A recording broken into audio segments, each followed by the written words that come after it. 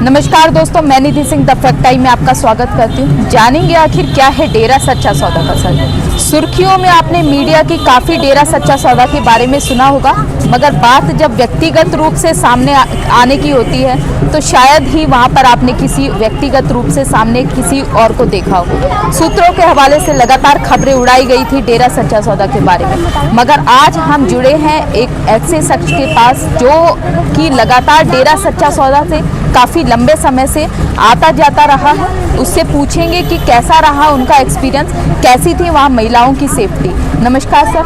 नमस्कार मैम। क्या नाम है? मैम मेरा नाम शुभम है। डेरा सच्चा सौदा से आपको जो जुड़े हुए कितने वर्ष हो गए? 11 ईयर हो चुका है मैम मुझे। 11 साल काफ़ी लंबा समय होता है। क्या आपने कभी कुछ गलत होते हुए देखा है डेरा? नहीं मैम, मैं लगभग आपको ये बताऊं कि 11 साल के अंदर ऐसा कोई भी ईयर नहीं है कि मैं डेरा सच्चा सौदा में नहीं आया, और जो मैंने यहाँ से सीखा है मैं आपको इतना श्योर करवा सकता हूँ कि वो मैंने कहीं में नहीं सीखा। क्वालिफिकेशन क्या है? मैम मैं ग्रेजुएट कर रहा हूँ अभी। ग्रेजुएशन करने के बाद आप डेरा सच्चा सौदा जैसी जगह पे क्यों जाते हैं? मैम हम चाहे कितनी भी नॉलेज ले लें, लेकिन जो स्पिरिचुअल नॉलेज होती है ना, वो सबसे इम्पोर्टेंट होती है। सबसे इम्पोर्टेंट क्यों होती है मैम? हम घर से सीखते हैं कि हमें पेरेंट्स की रिस्पेक्ट करनी चाहिए, हम घर से सीखते हैं कि हमें किसी बड़े के सामने बोलना नहीं चाहिए, लेकिन पिताजी ने हमें ये बताया कि आपको बोलना ही नहीं है। अगर वो कुछ गलत कर रहे हैं, मान लो उनसे कोई गलती हो जाती है, तो आपको उनको समझाना है। और ये चीज़ हमने सिर्फ डेरा सच्चा सौदा आके सीखी है। अब मान लीजिए आप सड़क पर जा रहे हैं, गाड़ी से किसी पशु की डेथ हो चुकी है, तो मैंने ये देखा है कि वहाँ से जो व्हीकल है जाते रहते हैं, लेकिन डेरा सच्चा सौदा का अगर कोई भी अनुयायी है मैम, वो उसको अपने हाथ से उठाकर साइड में करता है। और मैम सबसे इम्पोर्टेंट यही है कि अगर हमारे अंदर इंसानियत है ना, तो हम सब अच्छे इंसान हैं, वरना इस दुनिया में इंसानियत के अलावा बहुत कुछ हो रहा है, वो आप भी जानती हैं। गुरुजी ने लड़कियों के लिए क्या किया? मैम लड़कियों को पिताजी ने इतना सहारा, इतना कुछ बलवान बना दिया है कि वो आज लड़के के सामने बराबर खड़ी हैं। मैम गेम्स के अंदर अगर आप देखेंगे तो इंडिया का 10% जो मेडल्स हैं वो डेरा सच्चा सौदा के नाम है। खेल गाँव के अंदर बारे में आप जानती हैं कि लड़कियों को कितनी ज़्यादा सेफ्टी जो कुछ सिखाया जाता है वो डेरा सच्चा सौदा से शुरू हुई थी। हिसार के अंदर एक कराटे जिम ज्वाइन की गया मैम, कराटे जो सिखाए जाते हैं वो एकेडमी बनाई गई है, वो भी डेरा सच्चा सौदा के द्वारा बनाई गई है, जिसके अंदर मैम गर्ल्स को इतना प्रोटेक्टिव बनाया जाता है कि वो किसी का भी सामना कर सकती हैं। और मैम यहाँ की लड़कियाँ इंटरनेशनल लेवल पर भी गोल्ड मेडल लेके आई हैं और लड़के भी लेके आए हैं। गुरुजी पे आरोप लगाए गए। Yes ma'am. जनता का सवाल ये है, अगर गुरुजी सच्चे हैं तो गुरुजी पे ही क्यों?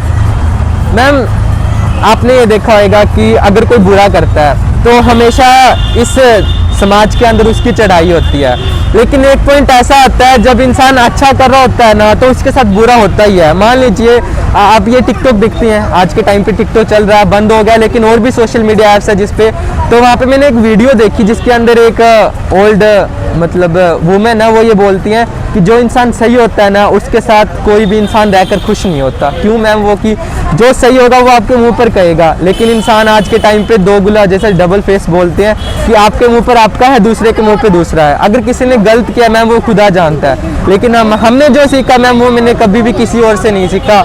और मैं इतना श्योर कर सकता हूँ कि अगर आप 10-15 बार अगर सत्संग सुन लें तो ऐसा कोई भी एक भी पॉइंट नहीं है कि आप दुनिया के बारे में या अपने बारे में सब कुछ सीख जाएंगे, और जो मैम सीखना चाहिए किसी को वही सीखेंगे। समाज को कितनी जरूरत है मैम? आप खुद ही देख लीजिए, इंडिया का मैं आपको डेटा बता देता हूँ मैम। गर्ल्स का जो एजुकेशन रेशियो है या सेक्स रेशियो बताता हूँ, गर्ल चाइल्ड सेक्स रेशियो हमारे हरियाणा पंजाब का 830 है मैम। 1000 के पीछे 830 है, यानी कि 170 लड़कियाँ ऐसी नहीं है और 170 ऐसे लड़कियाँ जो शादी नहीं कर पाएंगे।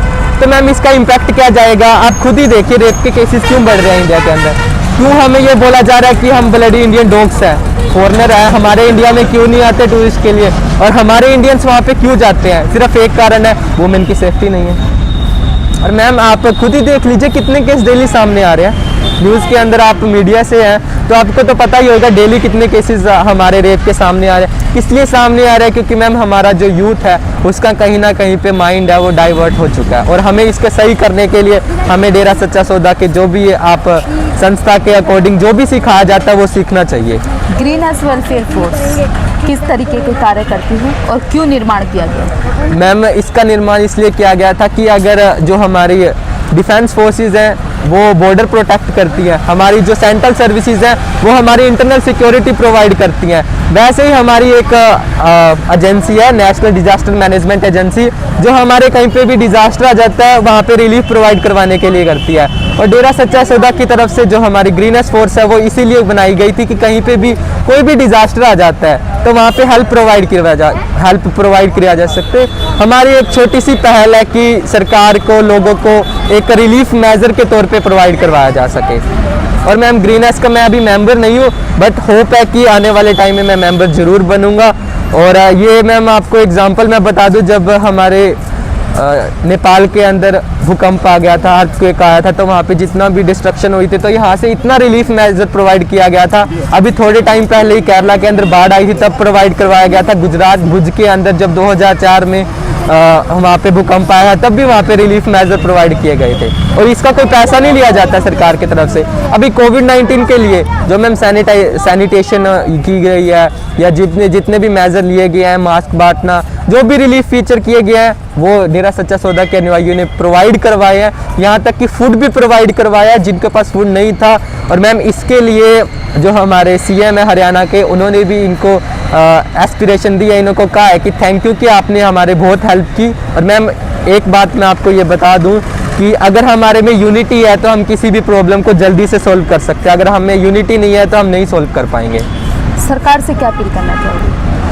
मैम अपील हम हमेशा ही कानून की सराहना करते रहे हैं। पिताजी ने कानून की हमेशा रिस्पेक्ट करी है, और हमें होप है कि कानून सही करेगा। जो भी है वो खुदा जानता है, अगर कोई गलत है या कोई भी सही है वो खुदा जानता है। मैम इसके लिए हम यही कहेंगे, बस एक अपील ये है कि आप जितने भी ज़्यादा मेजर ले सकते हैं वुमेंस के लिए या हमारे जो यंग स्टूडेंट है, यंग एस्पिरेशंस हैं, उनके लिए जितने भी मेजर्स ले सकते हैं वो आप लेइए ताकि उनको जॉब प्रोवाइड हो सके और वो एक बेटर इंडिया बना पाएँ।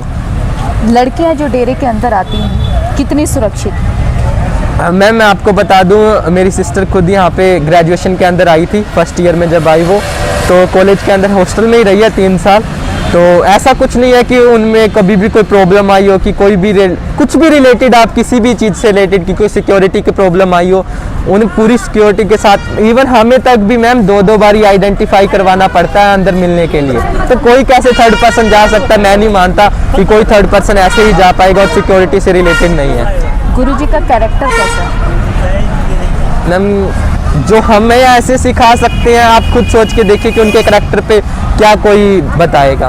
बयान नहीं कर सकते मैम, इतने अच्छे, हमें तो जो कुछ सिखाया उन्होंने ही सिखाया है। पोल्यूशन अगर माने तो कहने के लिए एक छोटा वर्ड है, मगर इसके लिए जब बात आती है करने की तो शायद ही कोई उठता हो। क्या किया है गुरुजी ने? मैम पोल्यूशन के लिए हमारे बायोगैस प्लांट बनाया गया है सिरसा के अंदर। अब इतना वेस्ट जहाँ पे मैम ये तो पॉलिसी पे डिपेंड करता है ना, हम जिस तरह की पॉलिसी होगी उसी तरह का रिजल्ट देख पाएंगे।